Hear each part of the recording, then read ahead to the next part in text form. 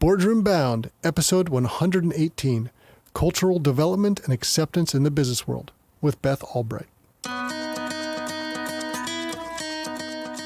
Biggest advice I would have is be very clear on how you want to position yourself and challenge yourself as how you present when you talk to people, that you are not stuck in the operational framing, that you are more at the governance, ask the right questions, guidance.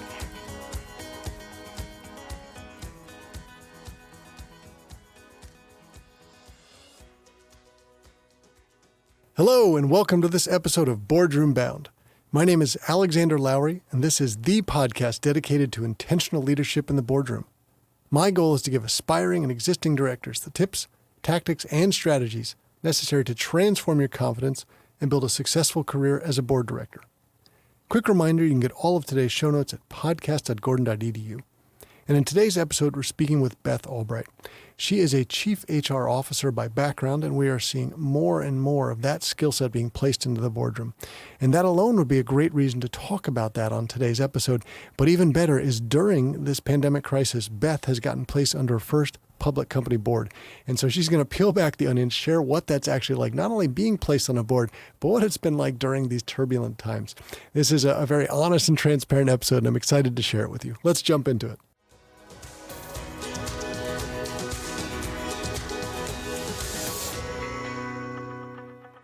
Beth Albright, welcome to the Boardroom Bound podcast. Thank you, Alexander. It's great to be here. Well, there are many reasons I'm excited to have you on the show today. One is we all know that the world has changed quite a bit, and the board space has too. And in my opinion, there was already a trend where we were seeing more chief HR officers being asked to join boards. And I think that's a very good thing. And I think from what everybody I've talked to in the board space, that has exacerbated. That trend has accelerated because of the pandemic. So having you on the show and talking through your background, your experiences, and what you've gone through during this time, becoming a new board member at a company, will be really insightful for our audience. But I don't want to get too far ahead of my skis, which I usually tend to do here. I'd like to start out for our audience to understand your background, your experience, and how you got to where you are today before we dive into some of those stories. Okay. Well, I'll go all the way back. I started college as a physics major and ended up finding my way into labor industrial relations, which is union management, which is actually a much better fit for me. And my first job out of school, I was in the construction industry. So you'll notice a theme of my career kind of being in a non-traditional role. So I was in construction as labor industrial relations. I actually was assigned to the field. So I was out in the construction fields for Floor Daniel, which at the time was the world's largest non-union construction company. And so it was a great experience. Unfortunately, in the second year of my marriage, I traveled 264 days, and then they did a downsize, and they said, Beth, we're going to keep you. And I said, I can't live this life anymore. So I quit. And then I came over to HR. And, we used to think HR did the boring stuff, the comp, the benefits, the hiring, and labor relations did, organizing attempts, union situations, pickets, injunctions. But I came over to HR, and I started in chemical manufacturing, and that's kind of where I built my career, in chemical manufacturing at a unionized site. From there, I moved into corporate, and then from corporate, moved companies and was put on the global stage as a global HR business partner. And I kind of grew up in my one company, Rum and Haas. I had 7 jobs in 9 years, so it was a wonderfully progressive, although not planful, career. And then Dow bought Rum and Haas, and I was asked to help put these two monolithic companies together and lead the HR integration of that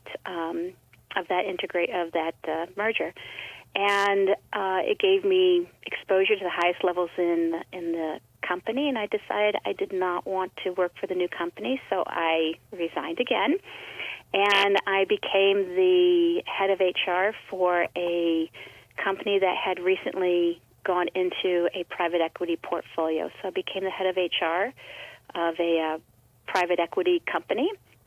They were rebuilding the organization where the company was going bankrupt, and the PE did a debt-to-equity swap, took them private. ousted the entire executive team, CEO, CFO, head of HR, business unit leaders, and we were brought in to rebuild the company. So you'll see there's this transformation starts to emerge as a as a theme for me. Mm-hmm. And did that for a little bit, and then got contacted by a family-owned and operated company, and I went and I worked for them. And from there, I was contacted by DuPont. They were getting ready to spin a company public, and they asked me, well, I was lucky enough, I would say, to be hired as a chief HR officer for this soon-to-be new company. So I joined Dow in that capacity, and about 8 months after joining, we spun the company into its own standalone private company.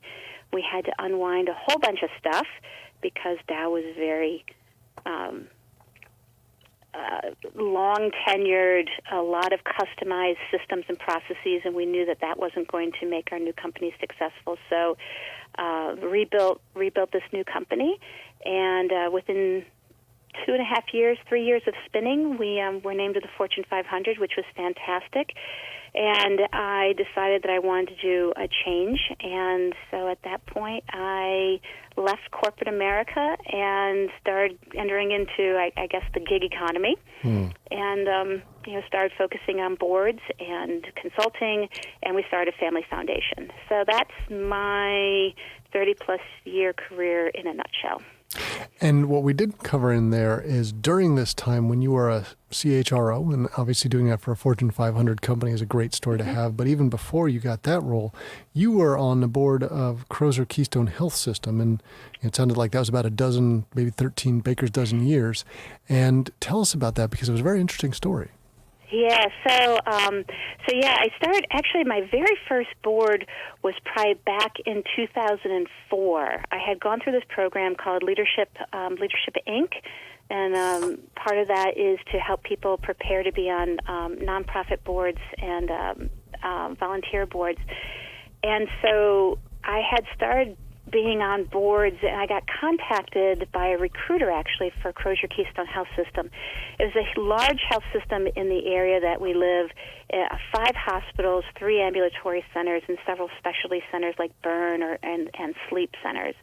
And had been on the board for several years, and what we were finding is that community hospitals, the nonprofit hospital, community hospitals were actually dying because the industry was consolidating, and me and 2-3 other people from the board were asked to be on a strategic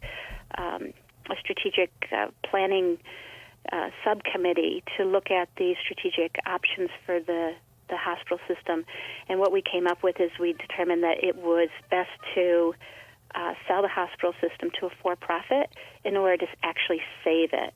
And so we went through that process of finding a buyer, vetting it, and of course we passed this before the full board, but we were the ones that really spearheaded it, of course, with the CEO. And eventually we did sell it in 2015, and then myself and a couple other people stayed on, the subcommittee stayed on to deal with the tail end of stuff, like what do you do to go from a nonprofit to a profit? How do you true up the costs? We did that through a foundation. And there were some legal battles, but it was a large hospital system, very complex, and I'm actually thrilled that it is still fully operational and continues to thrive today. Well, that is a good story to be able to tell that ends on a good note. And you're probably one of the few board members that voted yourself out of office, right? You don't see that very often, but it's a reminder that you are there for the shareholders, the stakeholders. You are trying to do the right thing, not looking out for yourself as number one. So kudos to you for exemplifying that for us. Well, thank you. Yeah, it was important because it's actually the largest employer in the county at the time. I don't know if it still is, but it probably is. So there were a lot of entities, shareholders, employees that are relying on this hospital system to survive, for their livelihood. And I think that's really important that the board members, we've got to do what's right and what's best for all shareholders and stakeholders in an entity. And you have a different type of experience now that you're on your newest board. So maybe you can tell us about that.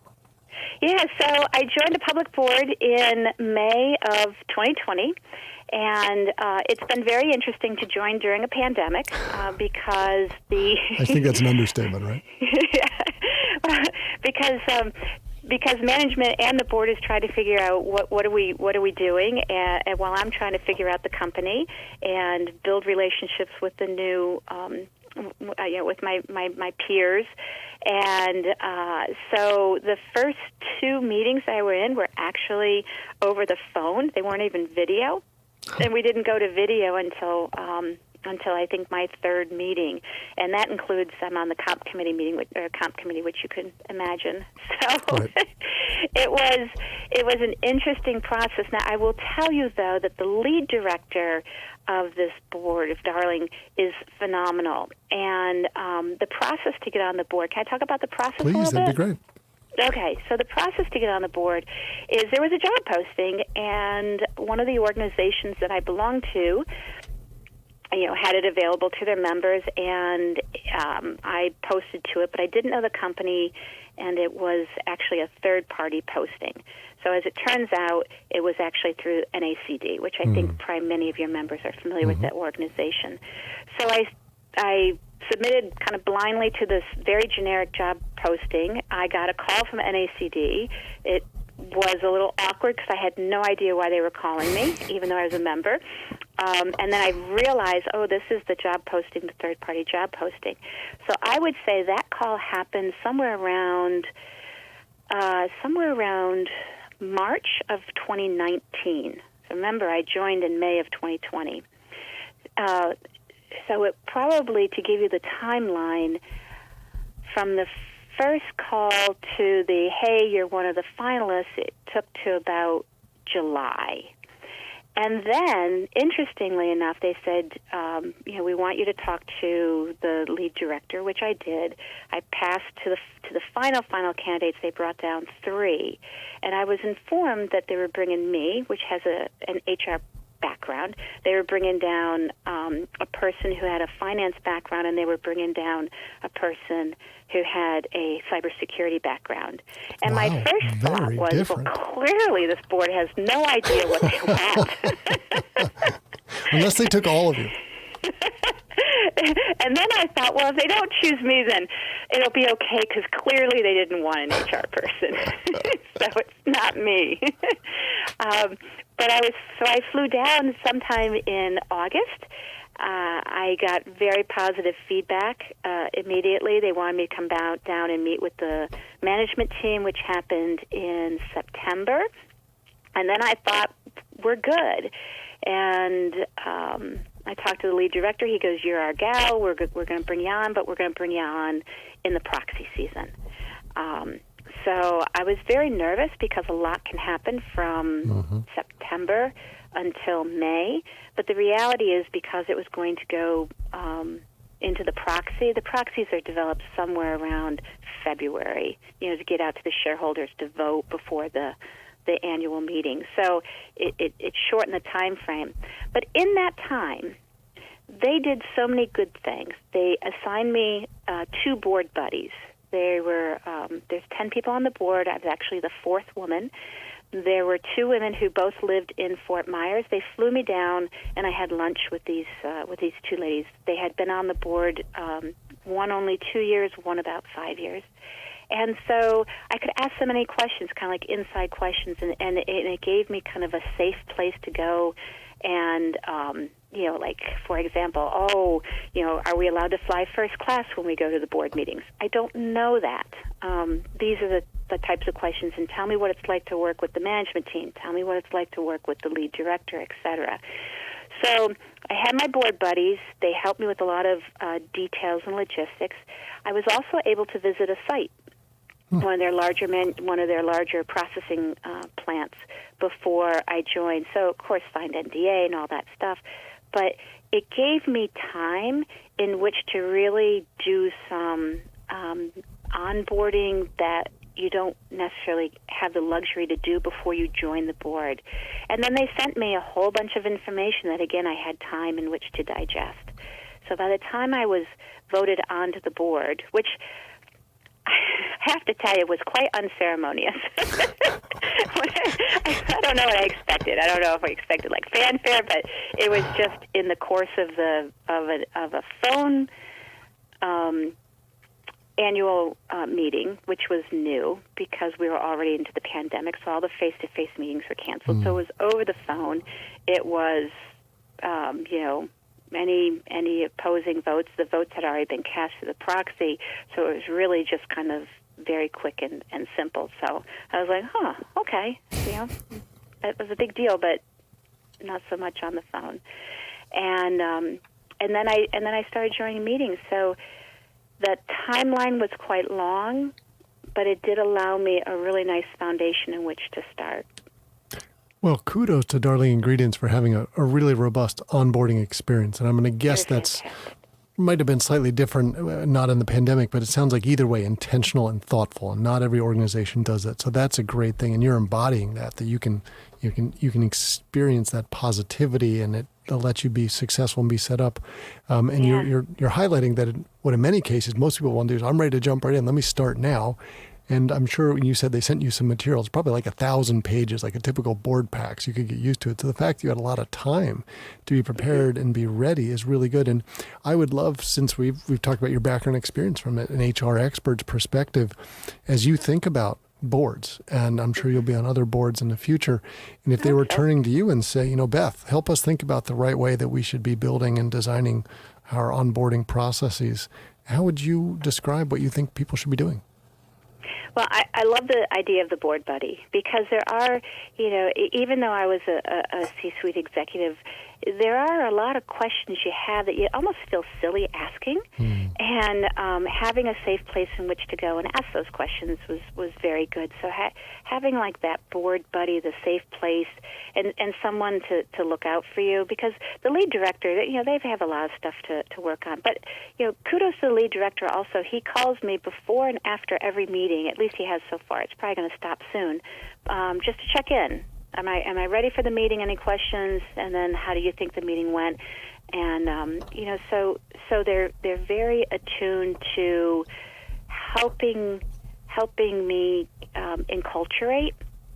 And so that would be one of the biggest things, is at the end of the day, while board members are still very smart business people, they're still human beings, and that feeling of inclusion, I think, makes a huge difference, because then they can find their voice quicker, and they also learn the nuances. You want to be independent, but you also want to understand the nuances of the boards, so that you can be as effective as possible. Because if you step on landmines or you do the nuances poorly, you're not going to be an effective board member. Very true. And I'd also love to circle back to the laugh that we had about the 3 finalist candidates and how different they were. Now, maybe it was industry experience or something like that. I'm sure your HR mindset was sort of waiting. I can't wait to get into board and actually find out what the story was and figure this out. And without sort of, releasing trade secrets, do you still feel the same way about it now? Or is there a very clear intentional plan? Because I think for many of us, we're kind of wondering, what is going on inside the boardroom? How are they deciding these sorts of things? It's a black box. Yeah, so I was very interested, and I didn't ask until I was actually confirmed to the board on the slate of candidates. And I think what they said is they were looking more for, I don't think, this is what the lead director told me. They knew that they wanted these 3 areas. They were okay with these 3 areas. Honestly, they really wanted more in the HR because it was a skill gap on the board. But what they were looking for was someone that they felt would be the best fit, and somebody that they felt could come onto the board and connect with the existing board members and the management. And so they were looking more for style, and they said, we're looking for style first, and then we want the hard skills in one of these 3 areas, because we can always shore it up in one of these 3 areas. So they were actually looking for style. They liked me, like Sally Fields. They really liked me. Well, it's interesting because culture and fit to me is always what differentiates the final candidates on paper. they're all winners and they're all going to be a good fit. But if you've made that final round where you're meeting with everyone, at the end of the day, now you're the chief HR officer. I'll let you speak to this the formal perspective and maybe how someone puts their best foot forward to show that they're maybe the head and shoulders above the other final candidates. But that is hopefully what both sides are looking for. To me, it's like dating. You want to make sure it's a good fit so you can both be successful in it. But how would you go about it and describe it to others? Yes, so I totally agree with you, Alexander. It is about fit, and it is both ways. You don't want to join a board that you don't feel like you can be included, or that everyone wants to be on the A team, of course. Mm-hmm. So you have to ask the questions, and I would say the way to prepare for it is you have to know the business. You have to know the company that you are interviewing for. And even if it's outside your industry, there is so much information in the proxy, in the annual report, on their website, in their investor relation decks. There's so much information, and you better do your homework. You don't have to do the homework on yourself because you know what your experiences are. I would recommend that you write down kind of like 5 or 6 key attributes about yourself that you want to make sure that you weave in when you talk to the recruiters and the board and management team. Just kind of like if you were to put down 5 or 6 bullets, it's like, this represents who I am. And I'm sure whatever you have in your bio or your profile is really where your bullets would come from. But then it's about being prepared. I did a lot of research on the company. I wasn't asked too many specific things, but the one question I was asked is, what are your concerns about the organization? And I said it's a very capital-intensive organization, and I only know that because I had done my research, and that, and it wasn't about the company. It was just like it's a high capital, and that comes with a different type of profile. So that told them that I had kind of gone through information and synergized it into some key points. So you have to prepare. You can't just waltz in and expect that your experiences are going to speak for themselves.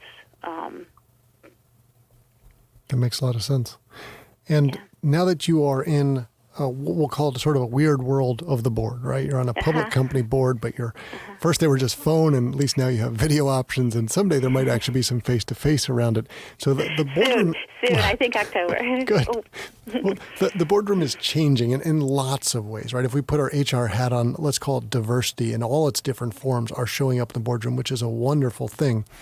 And adding this sort of technology element. And so Beth, when you look into the future, and it could be the near term and the long term, how are you thinking the boardroom is going to be continuing to change and evolve? I think that we're going to move further away from just pure governance and finance, and I think you have to. And I think the pandemic has really raised that up. I mean, there are so many more risks. ESG is rising up. Reputational risk, how you behave, the role of social media, all of that now have become board level discussions and concerns. Whereas before it was governance, like strong governance, operations, being a business leader and understanding operations, and finance. But now the complexity of the organizations, the complexity of the issues that have gone up to the board, and also the cycle time of issues. I mean, you think about this pandemic, we probably hadn't heard about it until started hearing rumblings maybe early February, mid-February. And by March 12th, which was Thursday, March 12th, things were shutting down. The NBA the day before had shut down. Like, everything shut down in my world on March 12th, and I think most everybody's world. And so the cycle time of 1 month from, hey, there's this thing out there, and we've got some cruise ships that got it from over in Asia, to the U.S. shutting down was so acute And you had so many organizations that are like, now what do we do? We haven't done this before. And it became board level. So I think the boards of the future really have to understand, like the growing social activism that's going on. The exponential changes in like the digital space and the geopolitical space. I mean, these are big thinking things that I don't think in the past have been so key to being a good board member and issues that you have to deal with. Well, I'd also like to talk about more your background experience. I'm sure the board was lamenting, oh my gosh, I wish we'd had Beth on board before the proxy. We could really use that HR expertise. It's a skill gap. We've never thought about our peoples the way we have now. I mean, do we stop having offices altogether for the most part and scatter more people around to different places? I imagine this is accelerating the trend of more and more respect, almost demand for that sort of expertise to be up in the boardroom. Can you speak to a representative of all of your people in those HR expertise space about, the value that they're bringing? Yeah, well, I don't know if I can speak for all of them, but but I do love the function, and I think well, it's about time, right? Because you think about boards, in my opinion, you think about boards and what some of their key responsibilities have been. CEO succession, right? Which is all about executive management development. Equity, compensation. There's an entire committee around compensation. Culture. These are things that in a company reside under the umbrella of HR. HR, owns compensation. HR owns succession and development, talent development, performance management. And yet in the boardroom they didn't have HR representative, and it's always confused me. I actually was at a function up at NASDAQ probably about a year and a half ago, and I was able to ask why don't you see more HR people if culture, CEO succession, equity, compensation, executive comp are so key to what boards pay attention to? Why don't you see more HR people? And I didn't get a really good answer, but I think at the end of the day, it's because HR still has a ways to go to be a business partner. And I tell my HR folks all the time, you have to speak the language of business. The language of business is numbers. Right. A lot of HR people don't like numbers as much. They go in there because they're more on the softer skills. But at the end of the day, it is about business. It is about making sure everything fits together. So I think that there are some amazing HR leaders that should be on boards and can really add value. I also think that the HR function as a whole needs to continue to evolve and really learn to speak the language of business. I think that's one of the things that has helped me. Is I'm a very strong HR practitioner, but I'm an even stronger business person.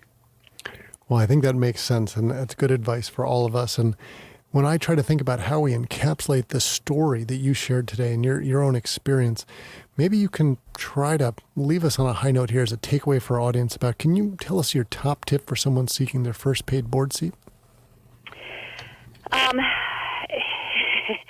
Be very clear on what your talk track is. In your career, there are several things that you've done, and it is hard. It was hard for me. Let me just only speak about myself.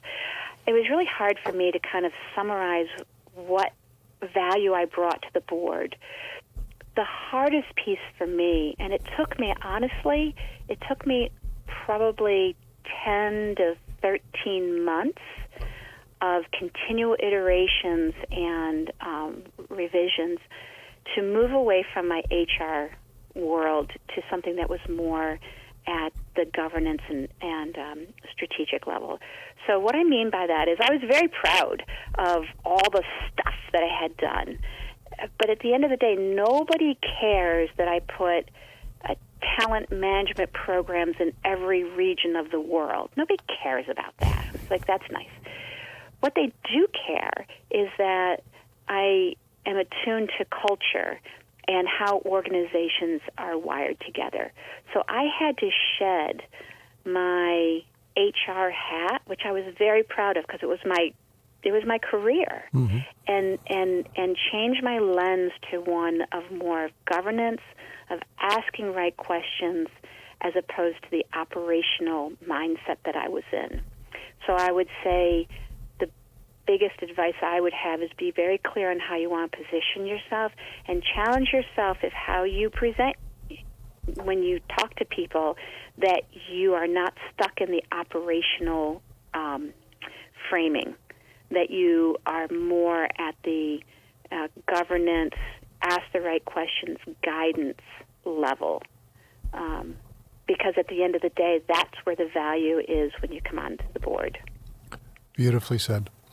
Well, Beth, I appreciate your honesty and transparency today and sharing your wild ride journey. There are lots of good stories, I'll call it, coming out of the pandemic in this different business world. And I think you've got a great one. We can clearly understand the value you're bringing to this board, and good decision by Darling to bring you on. And we were delighted to have you on the show today. Thank you for sharing your insights and helping all of us to be boardroom bound.